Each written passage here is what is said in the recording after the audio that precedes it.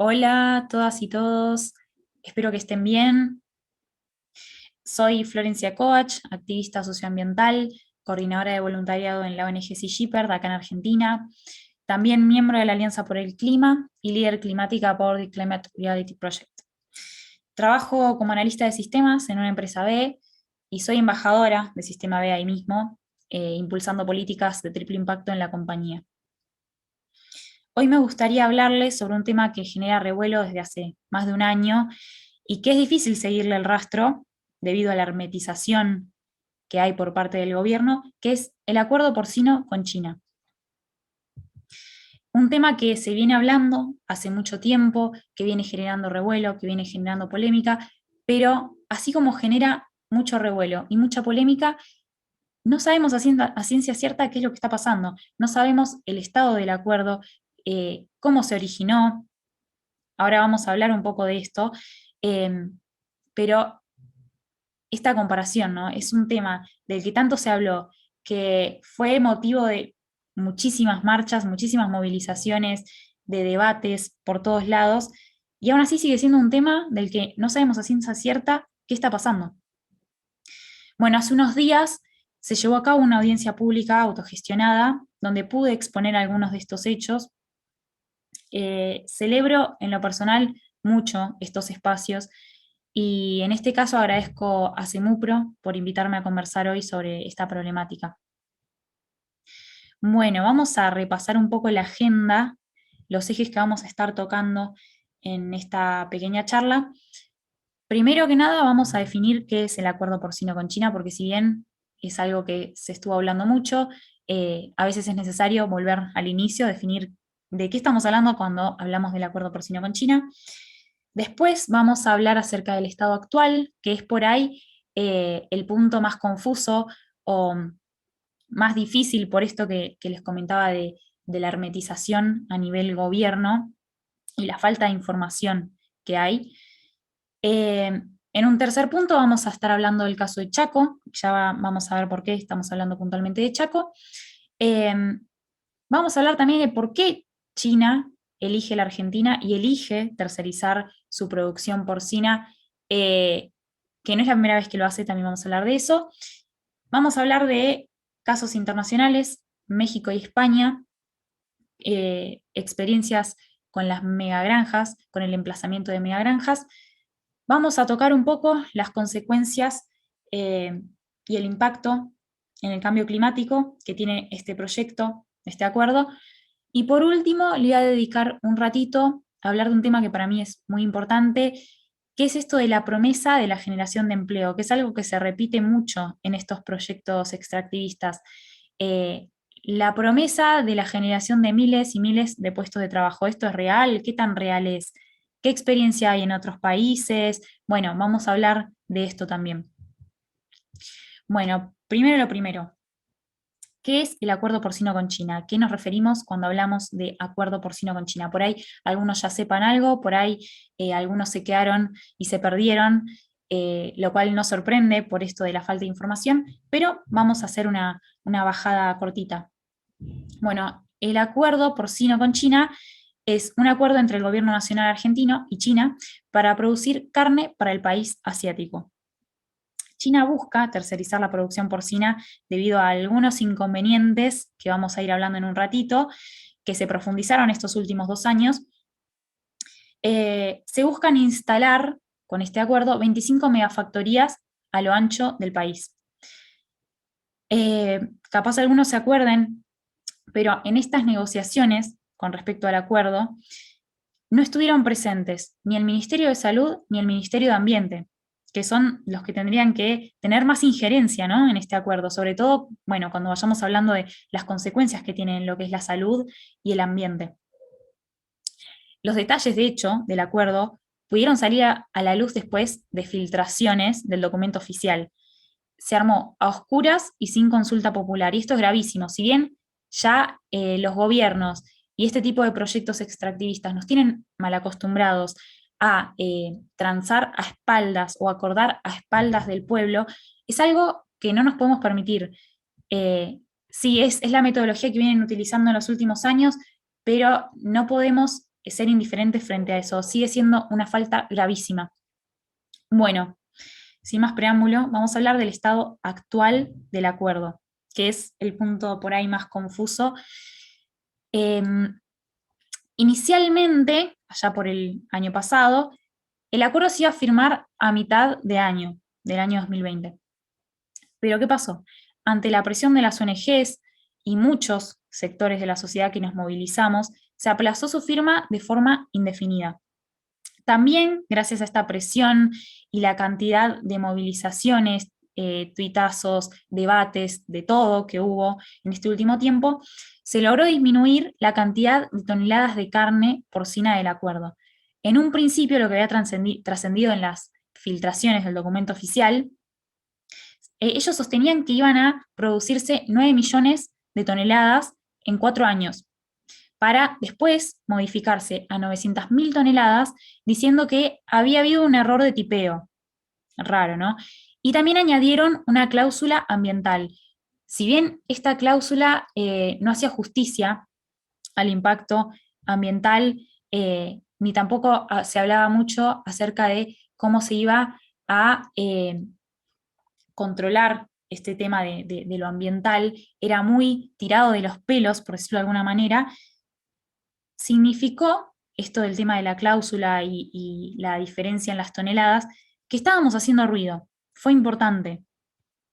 ¿Pero qué pasó? Bueno, después de un año entero donde se habló un montón acerca de este tema, hubo un repudio muy grande de diferentes sectores, Cancillería dio marcha atrás y comunicó que no se iba a firmar el acuerdo. Pero ojo, delegó las negociaciones a las provincias, que sí están avanzando, como Chaco, ya vamos a hablar lo que está pasando en Chaco. También Santiago del Estero, Formosa, Entre Ríos, Salta y Corrientes, también son otras provincias que aparecen como potenciales sedes de las granjas a instalarse, de estas negociaciones provinciales. Entonces, resumiendo, ¿qué pasó? Cancillería dio marcha atrás, dice que se desentiende del acuerdo, en las declaraciones dicen que no saben qué es el acuerdo porcino, que ellos no tienen nada que ver, se desentendieron, pero bajaron la negociación a las provincias. Cada provincia está negociando por separado, como el caso de Chaco. ¿Qué pasa en Chaco? Bueno, Capitanich suscribió un convenio a principios de este año con la empresa Feng Tian Food, una empresa china, para avanzar en 3 megafactorías en territorio chaqueño, más precisamente en territorio Cuom. Y esto es muy grave. A la comunidad Cuom le prometieron dinero y mejores posibilidades a cambio de los títulos de propiedad de los terrenos. ¿Qué pasó? En las convocatorias que se hacían a estos propietarios de la comunidad Cuom y entre los propietarios y los funcionarios, no había intérpretes indígenas. Esto es muy grave. Y muchos de estos propietarios son ancianos, son gente de edad avanzada. Por este motivo, ellos denuncian que muchos pusieron a disposición los títulos de sus propiedades, de sus terrenos, sin comprender del todo o cediendo ante la presión. La comunidad COM se manifestó, hizo muchísimas asambleas, e incluso hicieron una presentación ante la Secretaría de Derechos Humanos. ¿Qué pasó en la Secretaría de Derechos Humanos? Nuevamente faltaron intérpretes indígenas, de nuevo, en la Secretaría de Derechos Humanos. Y no solo eso, sino que cuando les leyeron la declaración, hubo más sorpresas todavía. Habían declarado, no queremos a los chinos, pero ellos pusieron, queremos a los chinos, al revés, desde la Secretaría de Derechos Humanos. Lo repito porque no estamos hablando de un intendente, estamos hablando de la Secretaría de Derechos Humanos. Es una locura. ¿Qué pasa ahora? Bueno, Capitanich, obviamente estamos en modo campaña, afirma que no está avanzando en ningún acuerdo porcino con China, pero la realidad es que los hechos lo desmienten. ¿Y qué es lo peor de todo esto? ¿Qué es lo peor de toda esta situación? Bueno, que mientras los chaqueños, la comunidad Cuom, siguen armando asambleas y movilizaciones, el gobierno no brinda información sobre el estado de las negociaciones, y no solo eso, sino que invisibiliza lo que están padeciendo en el territorio, y sobre todo la comunidad QOM. Esto es gravísimo. El Estado y el gobierno chaqueño no solo no da respuestas, sino que invisibiliza lo que está pasando con la comunidad QOM, como si no existiera, ¿no? No está pasando nada. Nosotros no estamos avanzando en el acuerdo, como si no existiera la realidad que están viviendo allá. Esto es algo esto es algo repudiable, es algo muy grave, creo que es algo que tenemos que empezar a circular, no hay mucha información sobre esto, y por eso me gustó compartir un poco acerca de este caso de Chaco.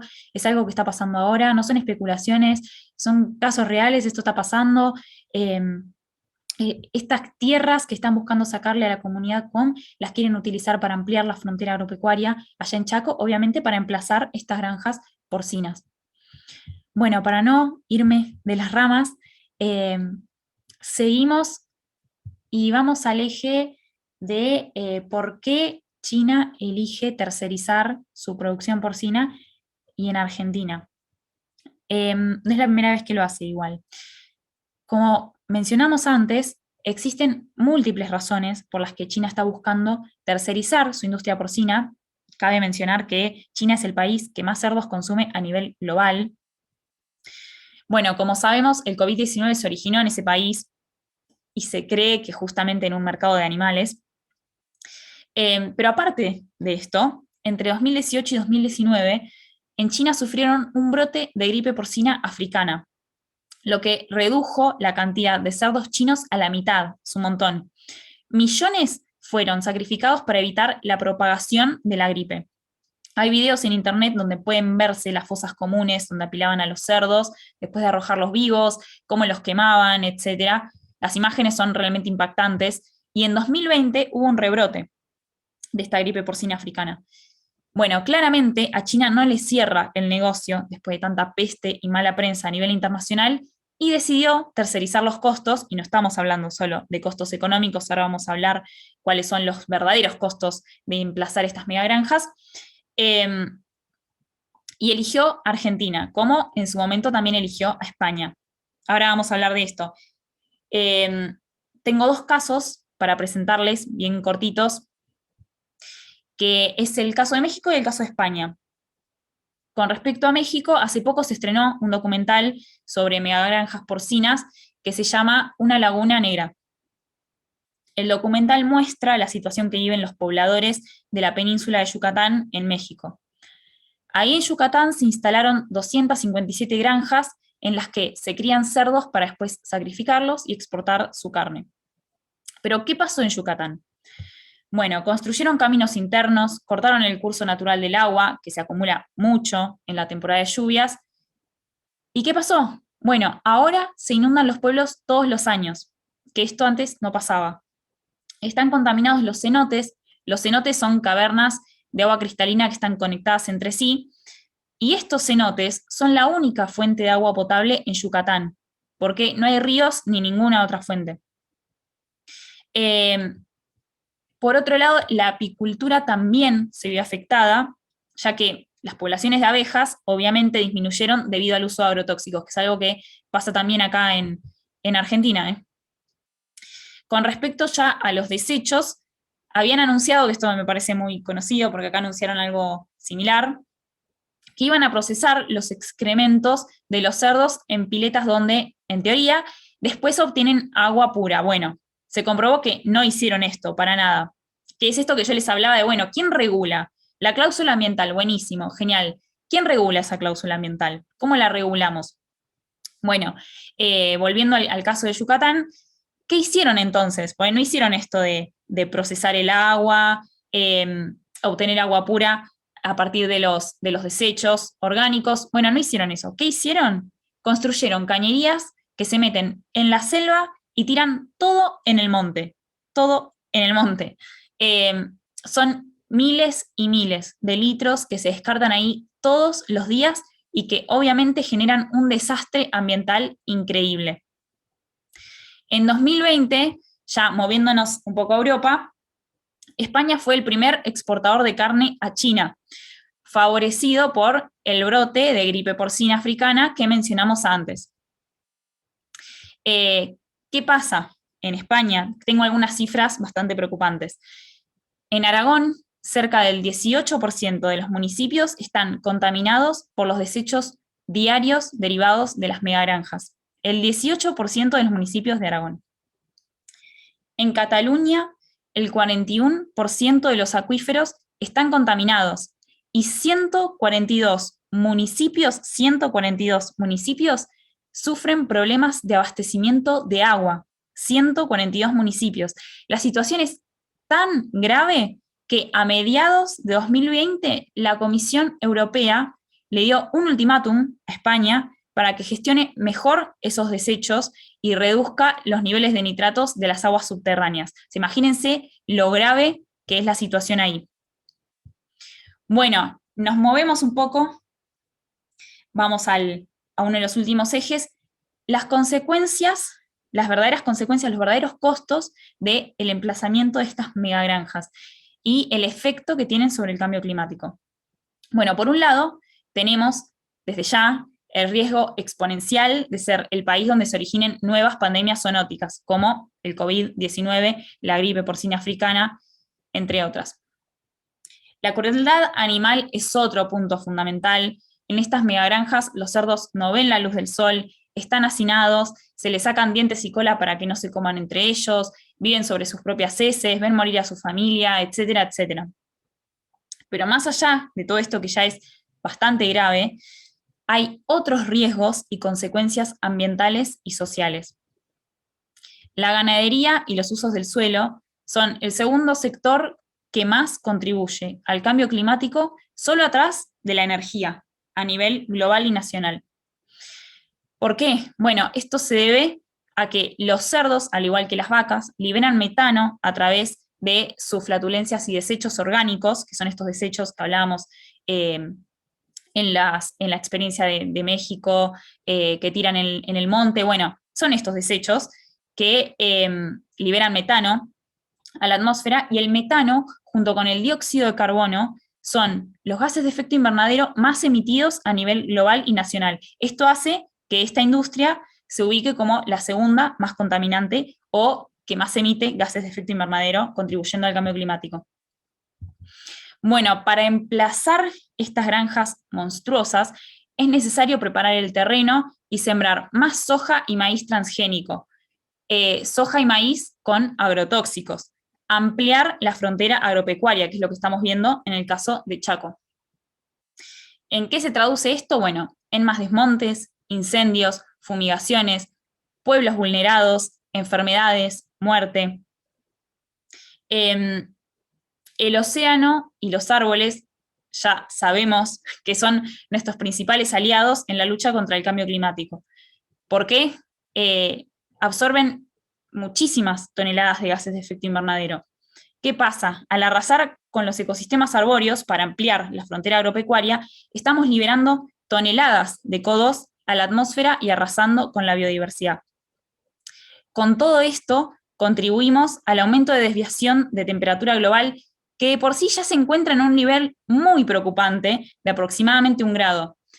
Al superar los 1,5 grados, los efectos del cambio climático van a ser irreversibles. Esto nos lo vienen advirtiendo los científicos hace muchísimo tiempo.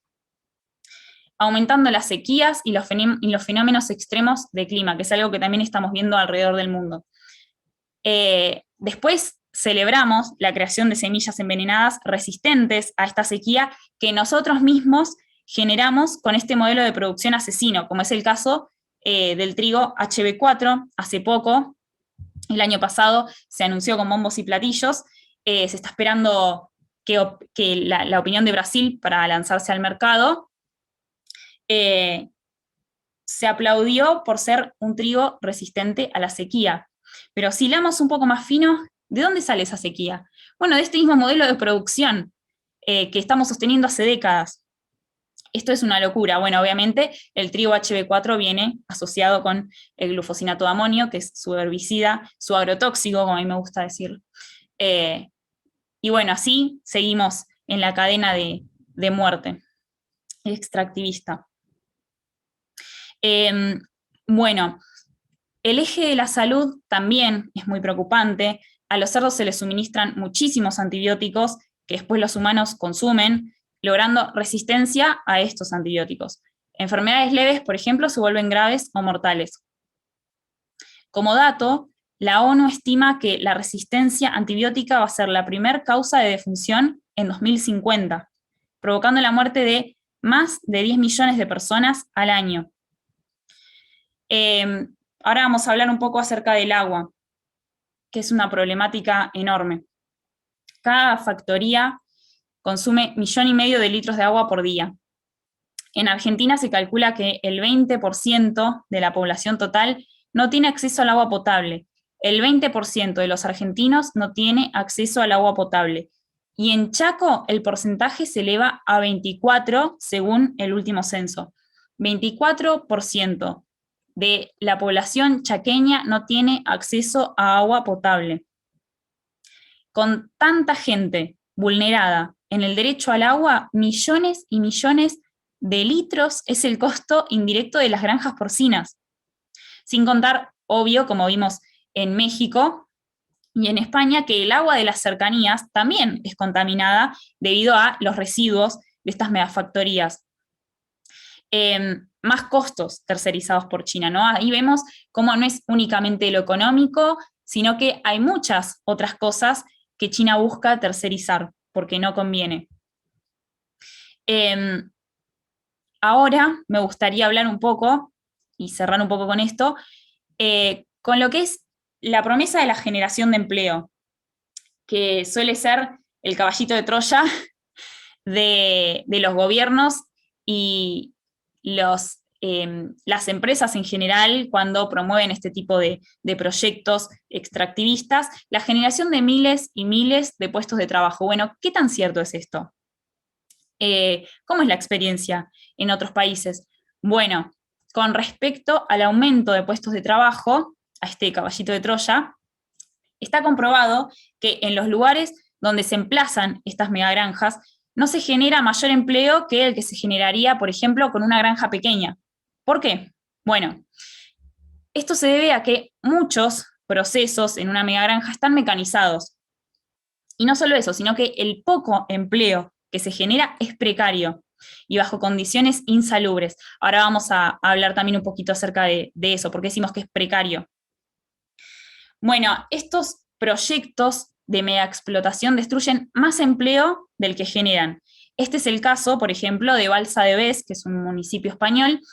Su número de habitantes se redujo de 222 a 136 desde que se instaló ahí una granja porcina, una megagranja. En esta granja, con capacidad para 100.000 lechones al año, ¿cuánta gente creen que trabaja? Trabajan 5 personas.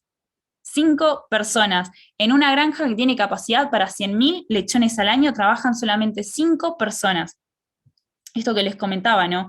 Es una mentira esto de los miles y miles de puestos de trabajo en una industria que cada vez está más mecanizada. Sobre todo cuando hablamos de proyectos a gran escala como son las megagranjas. No estamos hablando de algo manual, de una pequeña granja. Otra cosa que también necesitamos tener en cuenta es el impacto en la salud de los trabajadores. Generalmente estos trabajadores suelen vivir en los alrededores de las megafactorías, que por todo lo que ya mencionamos, son sitios contaminados al extremo. Tienen riesgo constante de padecer serios problemas de salud, como enfermedades respiratorias, bronquitis, asma, fibrosis pulmonar, pérdida auditiva, enfermedades de la piel, incluso enfermedades zoonóticas como la hepatitis E.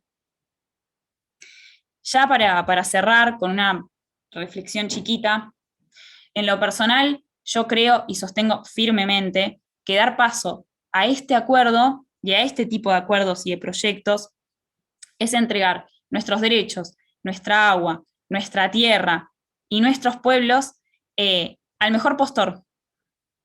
Tenemos que mirar los casos alrededor del mundo, las consecuencias de implementar estos modelos de explotación y extractivismo.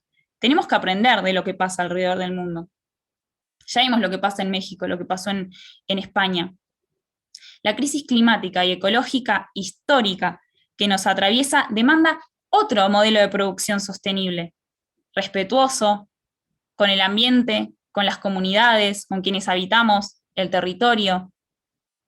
Bueno, les agradezco mucho por haber mirado la charla, espero que les haya parecido interesante. Por mi parte, quedo a disposición para lo que necesiten y les mando un abrazo grande.